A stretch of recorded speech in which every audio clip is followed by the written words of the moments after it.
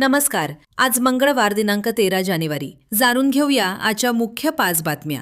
आपण ऐकत आहात मराठी अपडेट समूहाचे दररोज सकाळी 7:30 वाजता प्रसारित होणारे Marathi update morning news podcast. Nanded Waghala शहर महानगरपालिका निवडणुकीसाठी परवा 15 जानेवारी रोजी मतदान होणार असून आज मंगळवार रोजी सायंकाळी 5:30 वाजता प्रचाराचा कालावधी संपणार आहे. मागील 70 वर्षापासून सत्ता भोगूनही नांदेडचा विकास का झाला नाही याचे उत्तर जनतेने विचारले पाहिजे असे सांगत मनपा निवडणुकीत शिवसेनेला स्पष्ट बहुमत द्या असे आवाहन उद्योगमंत्री उदय सामंत यांनी केले. कॅनॉल रोड येथे काल आयोजित प्रचार सभेत ते बोलत होते. सिडको हडको भागातील नागरी सुविधा अधिक दर्जेदार करण्यासाठी भाजपाच्या सर्व उमेदवारांना विजयी करा. या भागाच्या सर्वांगीण विकासाची जबाबदारी माझी असेल असे प्रतिपादन खासदार अशोक चव्हाण यांनी केले. महानगरपालिका निवडणुकीच्या अनुषंगाने हडको येथे काल प्रचार सभेचे आयोजन करण्यात आले होते. यावेळी ते बोलत होते. महानगरपालिका निवडणुकीच्या अनुषंगाने भाजपाच्या वतीने प्रकाशित करण्यात आलेल्या जाहीरनाम्यात शहरातील विकास कामाचे छायाचित्रे भाजपाच्या कमळासह प्रकाशित करण्यात आलेत.